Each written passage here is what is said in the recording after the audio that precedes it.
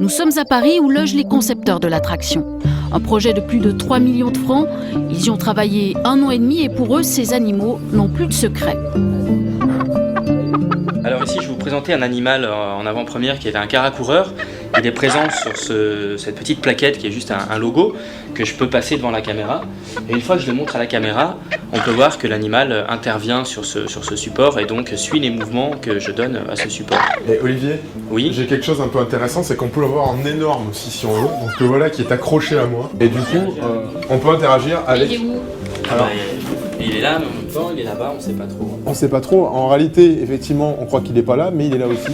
Et c'est ça le mix de virtuel et de réel. Ces effets spéciaux, comment ça marche? Sur la table, une caméra filme ce dessin. La caméra reconnaît l'image, y incruste des éléments virtuels. En vrai, aucun de ces éléments n'existe, mais ils apparaissent en temps réel sur l'écran de l'ordinateur. À partir de là, on peut tout imaginer, comme cette boîte de Lego. Le jouet semble sortir du carton, on peut le tourner dans tous les sens. Mais l'avantage, c'est que le modèle 3D va suivre mon objet réel. Donc c'est là où c'est vraiment très sympathique.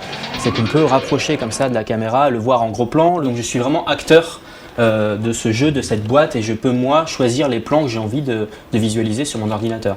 Leur succès, les Français le doivent à la Suisse. C'est ici, à l'EPFL, que des ingénieurs ont mis au point le logiciel d'origine. Avant, faire de la réalité augmentée, c'était laborieux. Les logiciels ne reconnaissaient pas les images en mouvement. Nous, ce qu'on a fait, c'est une technique qui est capable de reconnaître l'objet dans toutes les images.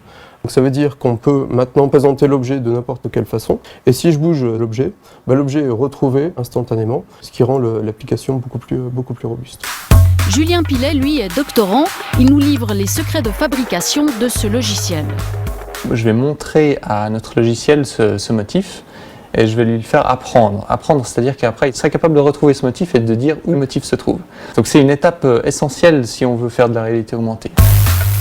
Une fois la photo acquise, le logiciel doit trouver des points de référence sur l'image et calculer sa distance par rapport à la caméra.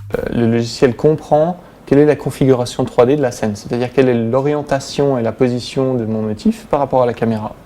Ce qui permet de dessiner d'une manière fidèle ces 3 axes.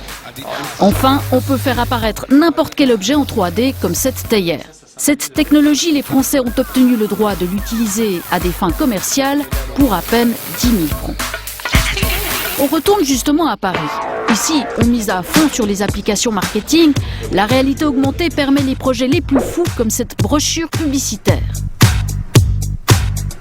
Un petit côté magique qui est apporté aussi par notre technologie, c'est qu'avec mon doigt, je peux automatiquement changer la couleur pour voir à quoi ma voiture pourra ressembler une fois que je l'aurai achetée et donc avoir une idée du rendu en termes de couleur.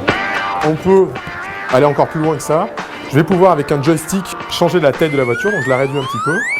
Du coup, la voiture se retrouve dans mon environnement réel. J'ai plus besoin de la brochure. Nous, ce qu'on va faire, c'est qu'on mixe la voiture virtuelle avec des objets du réel. Donc dans ce cas-là, ici, je tiens un tremplin. Ça peut être n'importe quoi, hein, évidemment. Je peux interagir et faire que ma voiture arrive sur le tremplin, saute sur le tremplin ou se cache derrière le tremplin. Donc une véritable interaction entre la réalité et le virtuel. Ludique, gadget, cette technologie donne de nouvelles perspectives à la publicité. Voici les partenaires suisses de Total Immersion. Cette jeune société convoite elle aussi ce tout nouveau marché. Depuis janvier, elle met le paquet pour séduire de nouveaux clients. C'est un nouveau moyen de communiquer, c'est vraiment une manière de surprendre encore le consommateur, ce qui n'est pas chose aisée de nos jours. Donc là, je pense qu'il y a vraiment un coup à jouer pour tout type de marque qui doit communiquer. Avec cette application, la société tente d'attirer les horlogers. Ce capteur fixé au poignet permet de faire apparaître une montre virtuelle, de quoi bluffer les consommateurs. Les consommateurs toujours plus inondés de publicité, et pour sortir du lot, les marques sont obligées de leur en mettre plein la vue. Et ça, c'est la vraie réalité.